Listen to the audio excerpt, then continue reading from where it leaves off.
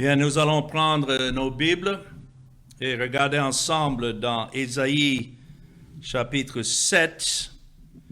Et mon texte pour ce message est à partir du verset 17 jusqu'au verset 25. Et je voudrais vous parler de la souveraineté de Dieu sur les nations. Nous savons que Dieu est souverain et il exerce sa volonté non seulement sur son peuple qu'il a élu dans le monde, mais sur toutes les nations. Et voilà ce que nous voyons ici. Dans ma Bible, le titre c'est « Menaces contre Juda », où Dieu a prophétisé à travers Ésaïe qu'il allait susciter deux nations. Une nation par le nom d'Égypte, que nous connaissons bien, et aussi l'autre d'Assyrie. Et voilà les deux nations païennes que la Bible nous indique que Dieu utilisait pour châtier le peuple d'Israël et de Juda à cause de son idolâtrie. Donc ici, à partir du verset 17, nous lisons « L'Éternel fera venir sur toi ». Notons la manière que c'est écrit, c'est l'Éternel qui devait faire venir sur la maison de Juda, sur ton peuple et sur la maison de ton père, des jours tels qu'il y en a point eu depuis le jour où Éphraïm s'est séparé de Juda, le roi d'Assyrie. Il s'agit là de la séparation entre les 10 tribus du nord qui ont suivi le serviteur de Salomon après sa mort et ont établi un royaume du nord qui était appelé Israël, ou bien le nom ici Éphraïm, parce que Éphraïm représentait le tribut que les autres suivaient dans l'idolâtrie. Donc, depuis le jour où Éphraïm s'est séparé de Juda, et là, on peut dire que quelques 400 ans ont passé depuis ce temps-là, et maintenant, le Seigneur prophétise des menaces contre Juda, le roi d'Assyrie. Donc, il dit, en ce jour-là, l'Éternel sifflera les mouches, les mots intéressants, qui sont à l'extrémité des canaux de l'Égypte, et les abeilles qui sont au pays d'Assyrie. Elles viendront et se poseront toutes dans les vallons désolés et dans les fentes des rochers, sur tous les buissons et sur tous les pâturages. En ce jour-là, notons, le Seigneur, le premier nom donné à Dieu, c'est le verset 17, l'Éternel. Ça, c'est Jéhovah, c'est le Dieu qui est, qui n'a pas de commencement ni de fin, mais aussi, verset 20, qu'il est, il est le Seigneur, le Maître, le Souverain. Et c'est poétique la manière qu'il explique ces jugements qu'il devait porter sur Juda, sur Israël. Le Seigneur rasera avec un rasoir pris à louage. C'est comme si quelqu'un n'avait pas de rasoir et il allait prêter maintenant, louer le rasoir pour se raser. Mais ici, le Seigneur rasera avec un rasoir pris à louage. Il s'agit encore de ces deux nations que Dieu allait susciter pour aller contre Juda. C'est écrit au-delà du fleuve. C'était le fleuve Euphrate qui était le grand fleuve dans la région de Babylone et d'Assyrie. Et le deuxième fleuve, c'était le Tigre. Tigre et Euphrate, deux grands fleuves qui existent encore aujourd'hui, si vous regardez sur la carte. Mais il dit au-delà du fleuve, c'est-à-dire du perspective d'Israël, où Israël se trouvait sur la carte, c'était au nord-est. Mais il s'agit là, avec le roi d'Assyrie, la tête et le poil des pieds. Il enlèvera aussi la barbe. En ce jour-là, chacun entraînera une jeune vache et 2 brebis. Et il y aura une telle abondance de lait qu'on mangera de la crème, car c'est de crème et de miel que se nourriront tous ceux qui sont restés dans le pays.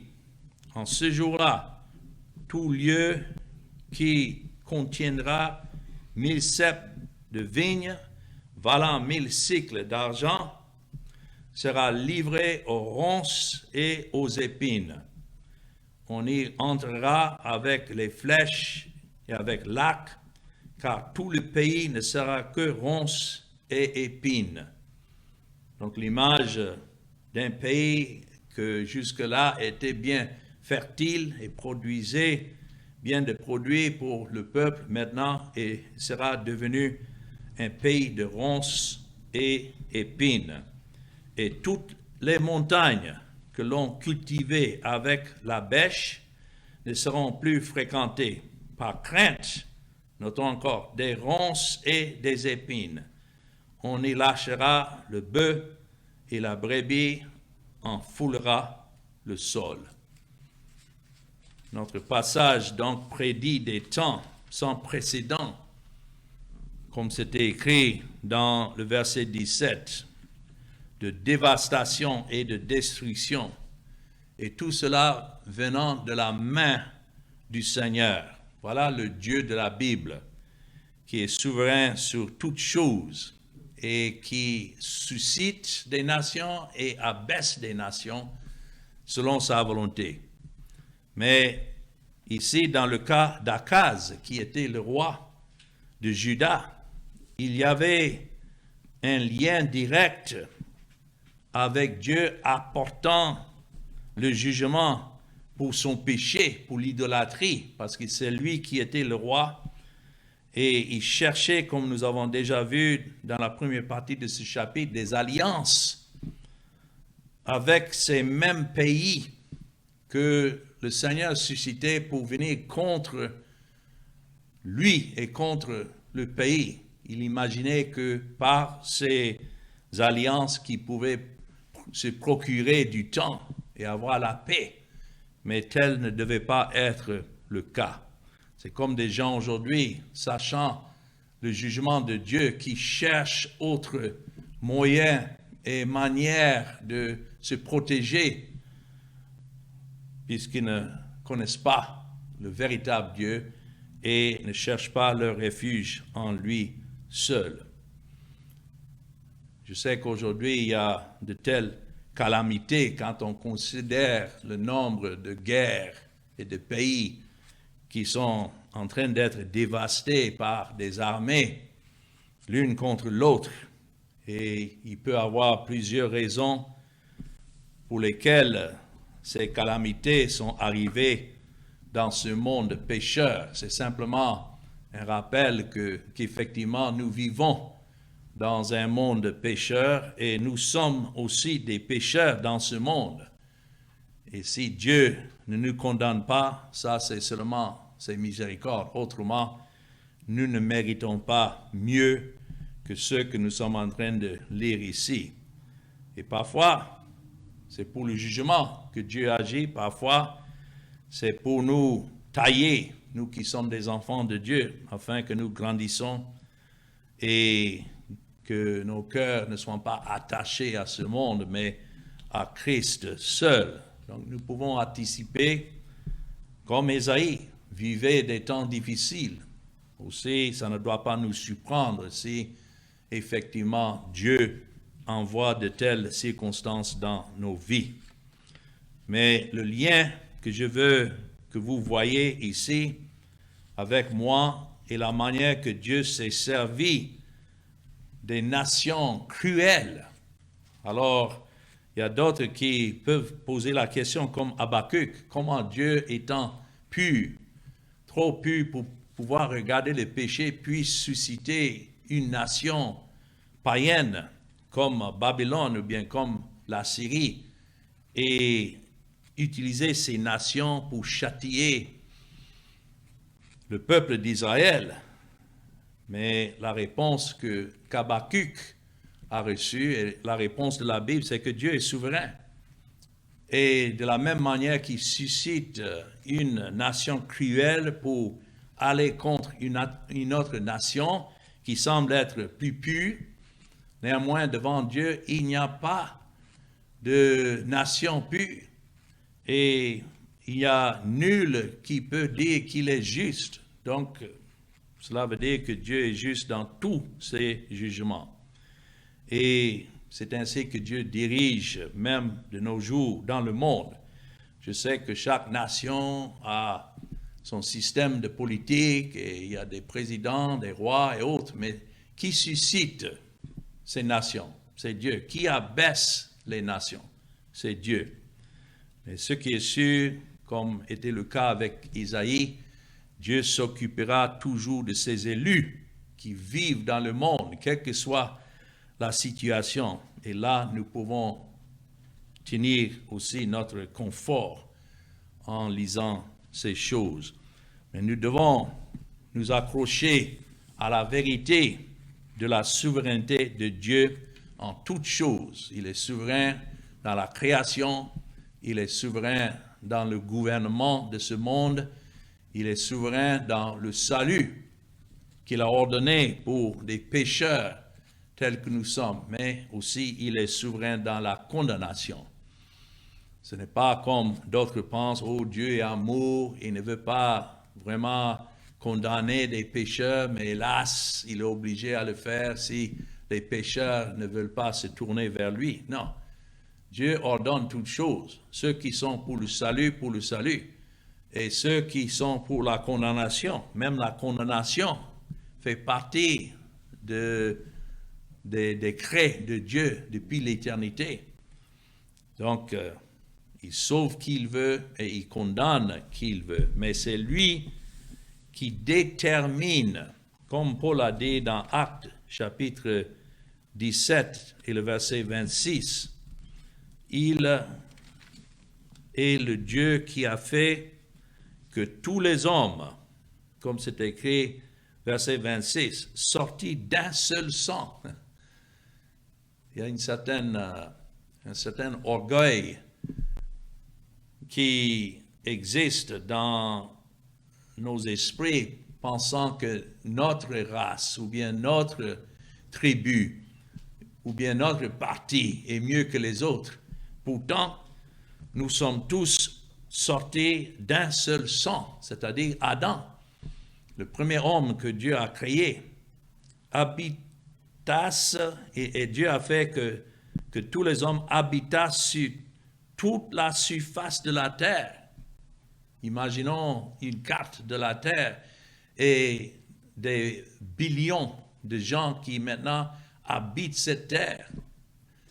Je pense que le nombre dépasse 7 billions avec B de gens qui habitent la terre. Mais c'est Dieu, quand on considère que c'est Dieu qui fait naître, c'est lui qui est le souverain de la création, mais il décide et détermine d'avant quel enfant sera né, où il est né, dans quelle famille, quelle couleur de sa peau. Tout cela est décidé par Dieu. Nous ne décidons pas ces choses.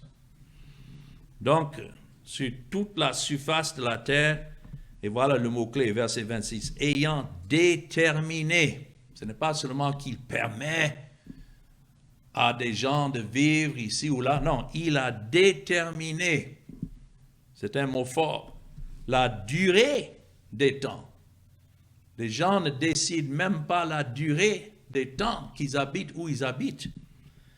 Et notons les bornes de leur demeure. Voilà le Dieu souverain.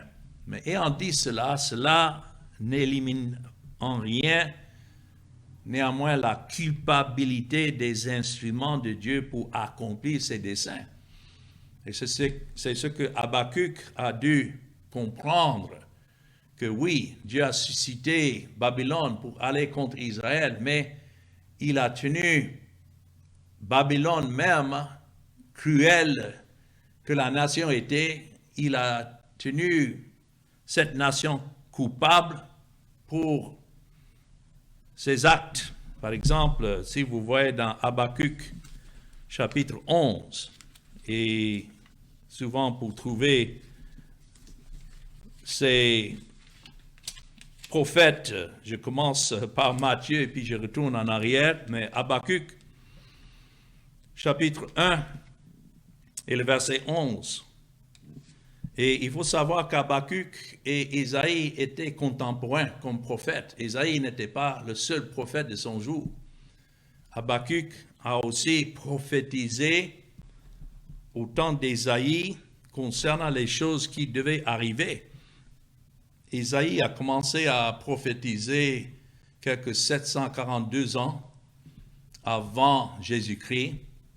Et en 732, Dieu a suscité la Syrie pour venir enlever les 10 tribus du Nord. Donc, ce que nous sommes en train de lire ici en Isaïe, sont arrivés une dizaine d'années après qu'il a prophétisé. Donc déjà, puisqu'Akaz était le roi, déjà Dieu était à l'œuvre pour susciter l'armée contre Akaz et le peuple d'Israël. Mais Babylone devait venir et détruire Jérusalem et le temple quelques 145 ans plus tard. Donc, dans cette époque, dans l'intervalle, nous avons Habakkuk qui a prophétisé.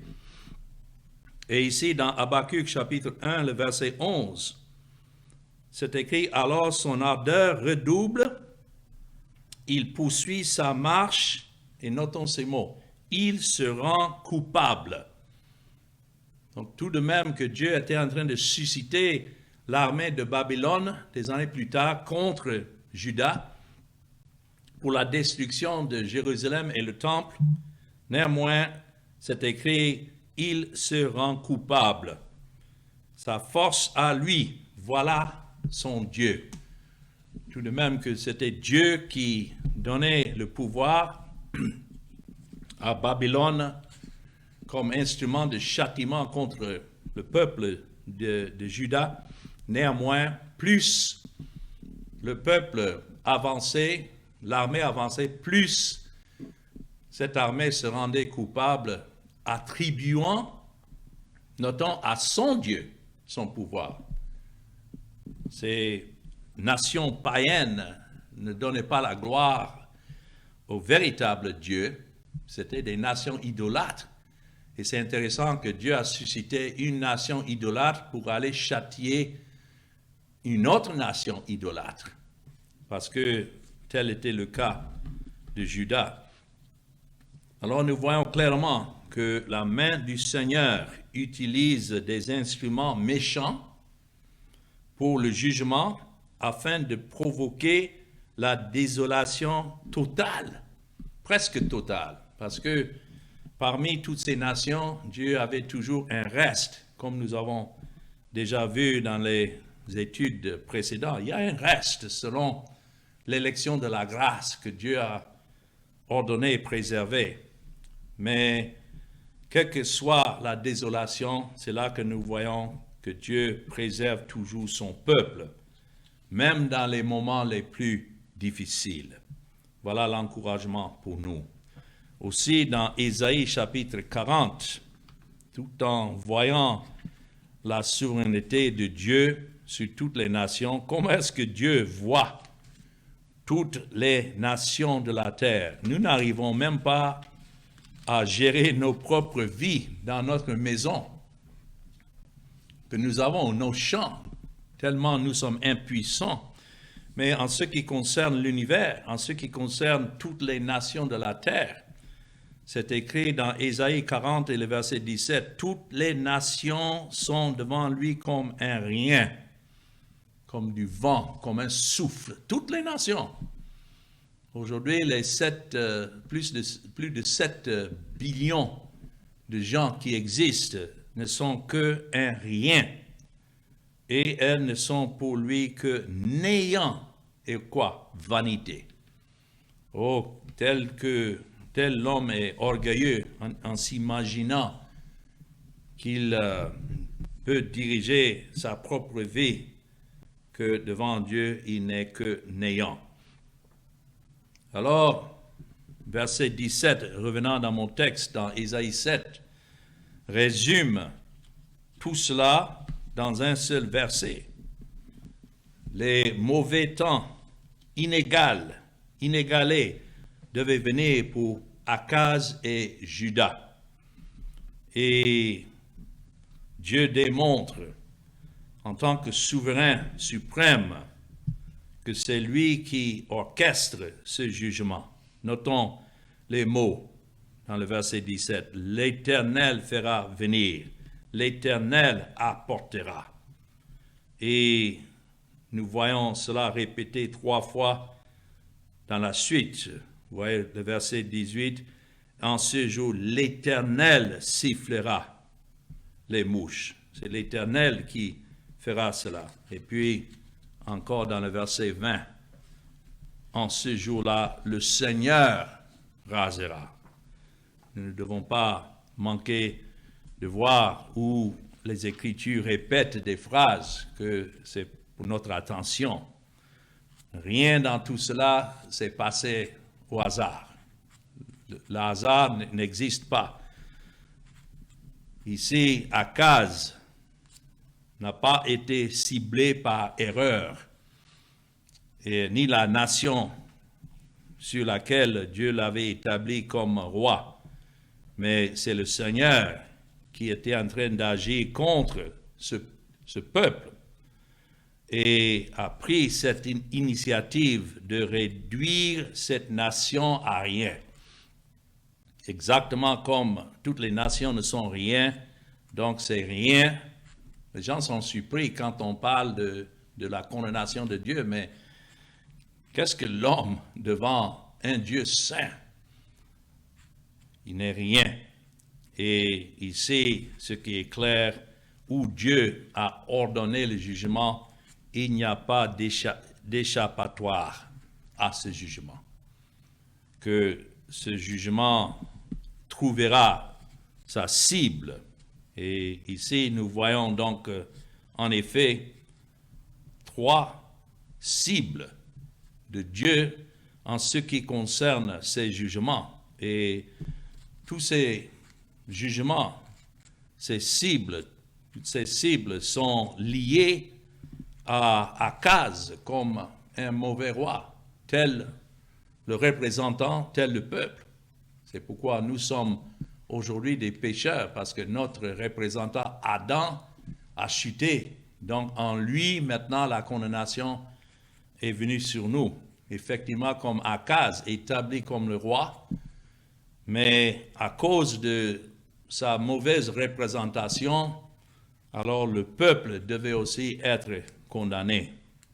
Donc nous voyons ici 3 cibles de jugement choquantes. D'abord, Akaz, quand il dit, verset 17, « L'Éternel fera venir sur toi ». Il est en train de parler ici à Akaz. Donc, malgré sa confiance et son attitude hautaine et son esprit indépendant qu'il avait, pensant qu'il allait lui-même trouver des solutions, néanmoins, Dieu l'avait déjà marqué de cible. Deuxièmement, qui est ciblé, c'est la nation, parce qu'il dit sur ton peuple. Donc là, ton peuple, il s'agit là des Juifs, il s'agit là de ce peuple des circoncis. Et ils étaient fiers de leur circoncision, le fait qu'ils avaient comme père Abraham.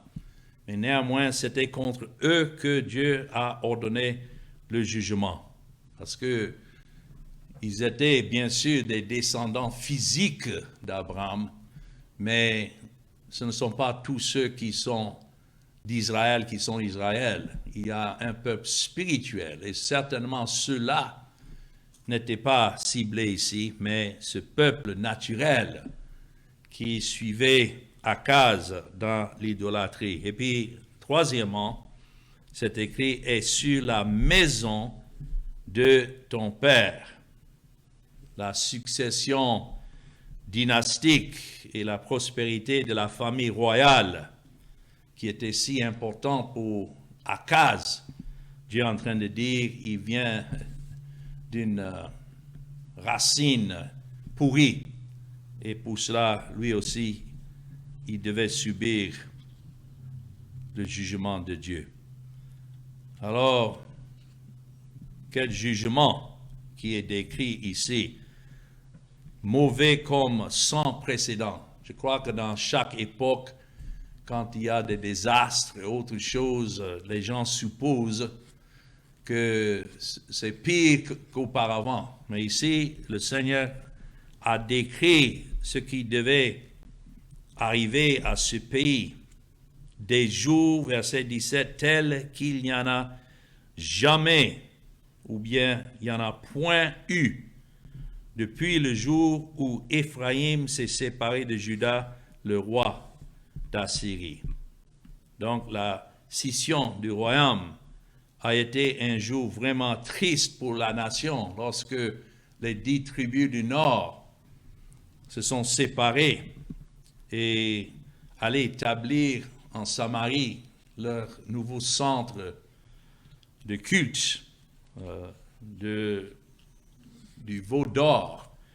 Mais depuis ce jour jusqu'à maintenant, il n'y a pas eu de condamnation ou bien de jugement comme ce qui devait maintenant arriver à travers la main du roi d'Assyrie. C'est bien précisé. Cela nous aide à placer cette prophétie dans son contexte historique.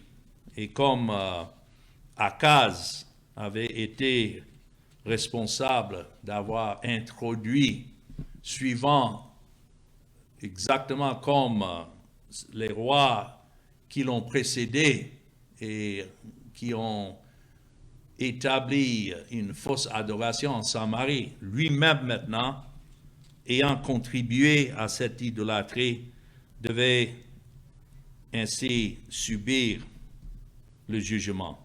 Donc, non seulement le jugement est décrit, mais l'instrument de jugement. Un adversaire terrifiant et personne d'autre que le roi d'Assyrie.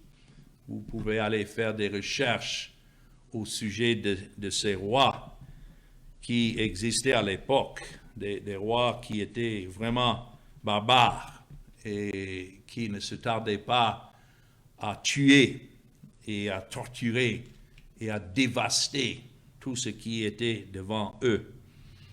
Alors, c'est ce roi que Dieu a dit qu'il allait susciter et qu'il avait déjà suscité. Parce qu'au moment où cette prophétie a été donnée, déjà le roi d'Assyrie était au pouvoir.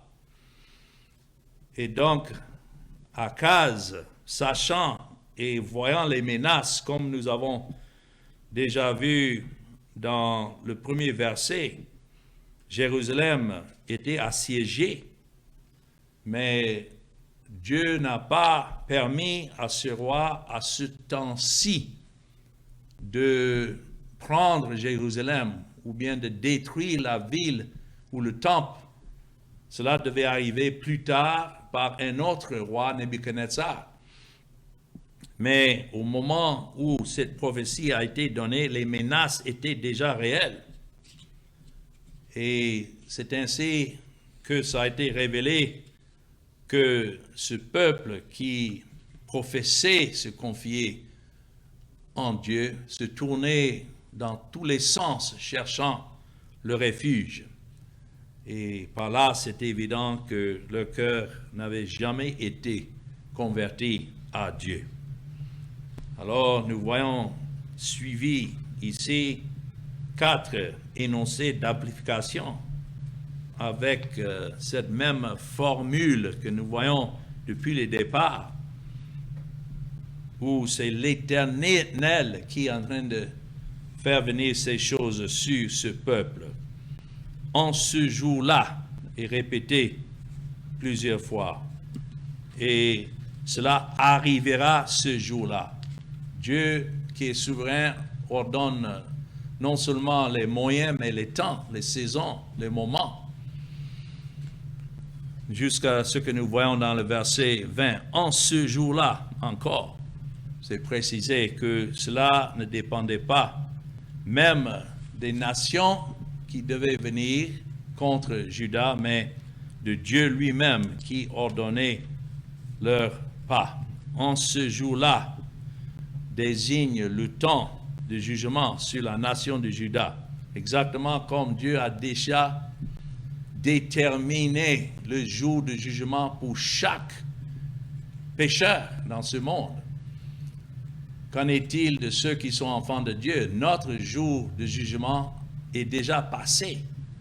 Cela s'est passé lorsque Christ a pris charge du péché de ce peuple élu et il est mort. Voilà notre jugement. C'est déjà passé, ce qui fait que si nous mourons, nous n'aurons pas affaire à un Dieu saint dans le jugement parce que Christ a déjà pris notre place. Voilà notre roi représentant qui a satisfait toute la loi et la justice de Dieu, contrairement à ceux qui sont en Adam, mais qui n'ont pas Christ comme leur représentant.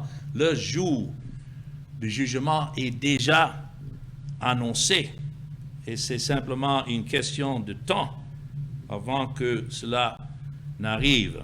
Il y a beaucoup de gens qui pensent qu'aussi longtemps qu'ils sont en vie, que le jugement n'est pas encore arrivé. Mais il faut savoir que si Dieu laisse des gens à leur sens réprouvés, même qu'ils vivent encore, et peut-être qu'ils vivent bien, mais Dieu ne leur a pas donné le désir de chercher Christ, ni l'urgence de chercher en lui le refuge. Ça, c'est déjà un jugement rendu.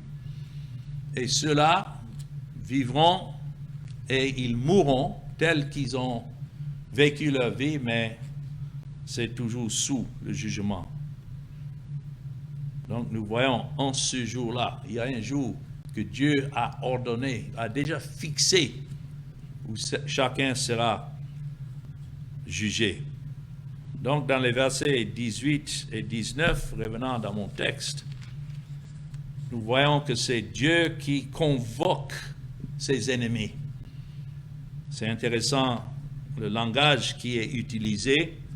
Ici, il dit en ce jour-là, ouais, précisément selon ce que Dieu a déterminé, l'Éternel sifflera les mouches.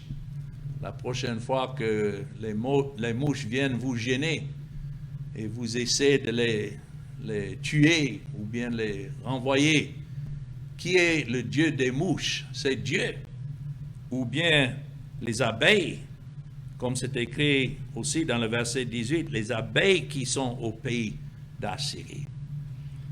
Voilà la manière que Dieu regarde même ces nations, parce que quand il s'agit de siffler pour les mouches, c'est bien entendu, comme le verset 18 l'explique, qui sont à l'extrémité des canaux de l'Égypte. La mouche était un des dieux d'Égypte. Vous vous rappelez lorsqu'il y avait les fléaux dans le temps de Moïse, que c'est Dieu qui a suscité les mouches.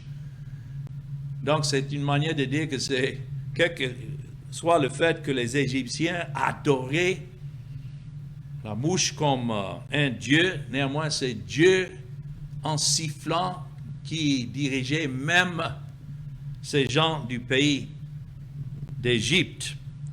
Et c'est une manière de parler pour dire que lorsque Égypte, qui était au sud-ouest du pays de Juda, Dieu même regardait ce pays, même si c'était un pays puissant à l'époque, mais Dieu ne regardait ce pays que comme des mouches. Et en sifflant, c'est une manière de parler de la manière que Dieu appelle quand il agit pour exercer sa volonté. Même les mouches, il n'y a pas une mouche qui peut aller voler quelque part sans que Dieu ne la dirige. Donc, ici, c'est la même chose. C'est Dieu qui devait apporter ces mouches contre le peuple de Juda, c'est-à-dire l'armée des Égyptiens. Et puis, le deuxième ennemi qui était convoqué, c'est la Syrie. Ici, vous voyez sur la carte, au sud-ouest, c'était Égypte et la Syrie au nord-est. Alors, Juda était placé au milieu. Et donc, pour l'abeille qui était dans le pays d'Assyrie, c'est une illustration d'une image du cruauté et de danger quand vous voyez des abeilles qui attaquent. Voilà l'image que nous voyons ici. Mais c'est le Seigneur qui allait susciter ces deux pays venir contre Israël. Alors, non seulement qu'il les convoque, mais ses ennemis devaient s'installer exactement dans les endroits du pays les plus inaccessibles et les plus critiques. Donc, même si le peuple cherchait un refuge dans ces endroits-là, dans les banlieues, Dieu a dit que même là, il allait les trouver dans le jugement. C'est écrit, elles viendront, parlant des abeilles ou bien du peuple, et se poseront toutes dans les vallons, notons, désolés, et dans les fentes des rochers, sur tous les buissons et sur tous les pâturages, partout où d'habitude le peuple avait l'occasion d'aller en loisir. Maintenant, face à ces attaques et dévastations qui les attendaient, Dieu allait les poursuivre jusqu'à là, dans les lieux les plus inaccessibles. Et aussi, dans ce sens, verset 20, non seulement ça décrit là où Dieu allait emmener la dévastation, mais aussi l'humiliation totale des jugements de Dieu. L'image de rasoir à louer à Syrie, cruel ici, est comparé à ce rasoir à louer, mais toujours sous la direction souveraine du Seigneur. C'est le Seigneur qui administre le jugement. Et c'est pourquoi encore c'est écrit, en ce jour-là, le Seigneur rasera. Bien sûr, c'est Assyrie qui était l'instrument, mais c'est le Seigneur qui était en train de raser. Vous savez, cette coutume dans plusieurs pays du monde, s'il y a quelqu'un qui est mort ou bien qui a le deuil, les gens qui rasent la tête. Voilà l'explication de Dieu, la manière qu'il allait humilier ce peuple au point de raser leur tête. Et l'horreur qui était attachée à ce qui devait arriver à ce peuple. Le rasage de la tête, c'est l'humiliation que l'ennemi devait infligé sur le peuple. C'est le deuil suite à la perte des vies humaines et aussi de la dévastation du peuple. Il y a beaucoup d'images qu'on pouvait regarder ensemble de cela. Mais il y a quelque chose dans la langue hébreu ici que peut-être on ne voit pas dans notre traduction, parce que ça explique qu'il allait prendre le roi d'Assyrie pour raser la tête du peuple, et c'est écrit la tête et le poil des pieds. Il enlèvera aussi la barbe. Quand ça dit la tête et le poil des pieds, il est en train de dire que tout le corps devait être rasé de la tête jusqu'au poil des pieds, et tout ce qui est entre la tête et le poil.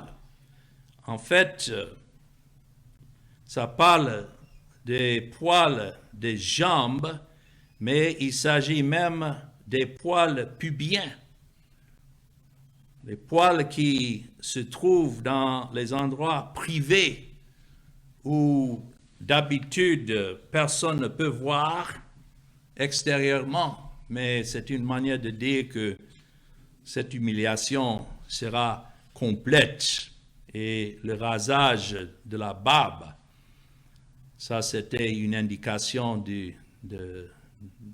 d'irrespect. Quand on prenait quelqu'un pour le raser la barbe, c'était la plus grande d'humiliation qu'on pouvait imaginer. Et souvent, c'est ce que les gens faisaient s'ils étaient des ennemis qui ont vaincu le peuple. Les hommes, on les a parfois rasé la moitié de leur barbe pour les renvoyer, pour indiquer qu'ils étaient dans l'humiliation totale entre les mains des barbiers assyriens. Et encore, il y a plusieurs passages qu'on pouvait regarder.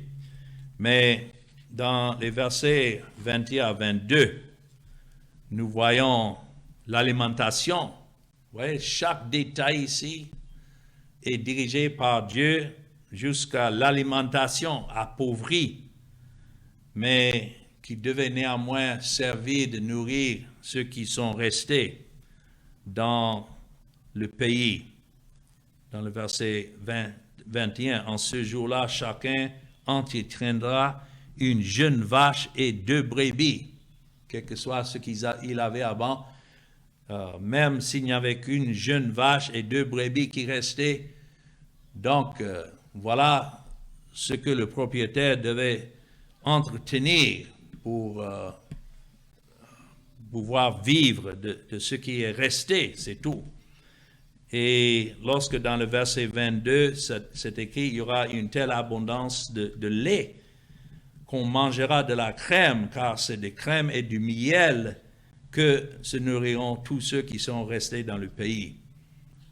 C'est une manière de dire que c'est la seule chose qui devait rester. Si quelqu'un avait le lait et le miel pour pouvoir se nourrir, cela devait le suffire, quelle que soit l'abondance qu'il a connue auparavant.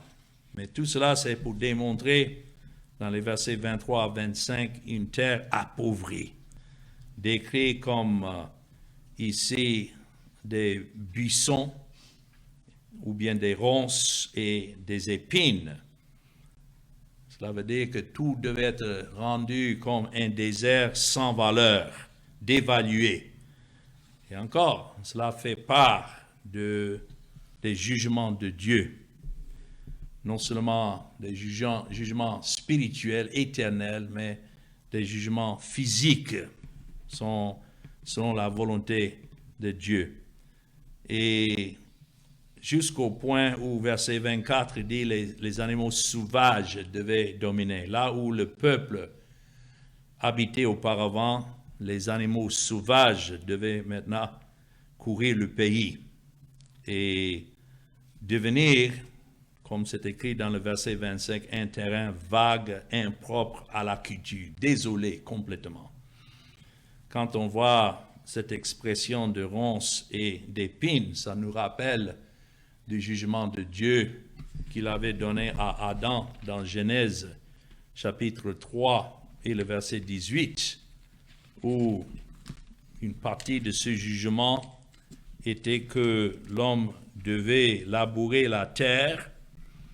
Et notons dans le verset 17 de Genèse 3, il dit à l'homme, puisque tu as écouté la voix de ta femme et que tu as mangé de l'arbre au sujet duquel je t'avais donné cet ordre, tu n'en mangeras point. Le sol sera maudit à cause de toi. C'est à force de peine que tu en tireras ta nourriture tous les jours de ta vie. Et notons, il te produira des épines et des ronces, et tu mangeras de l'herbe des champs.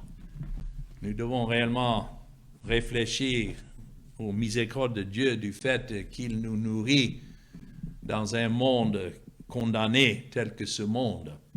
Mais c'est aussi de nous rappeler ce que le Seigneur Jésus-Christ a dû subir lorsqu'ils ont fait une couronne d'épines et placé ça sur sa tête. C'est une image de notre Sauveur qui a dû endurer les souffrances que nous avons méritées. Mais comme celui qui a porté le péché de son peuple, il a dû vivre ces moments de ronces et d'épines afin de sauver son peuple. Il y a beaucoup encore qu'on pouvait citer, mais voilà la souveraineté de Dieu dans ses jugements et en toutes choses sur toutes les nations pour la gloire de son nom. Mieux vaut que nous nous confions en lui que de se confier dans le bras de la chair, alors que le Seigneur bénisse sa parole. Amen.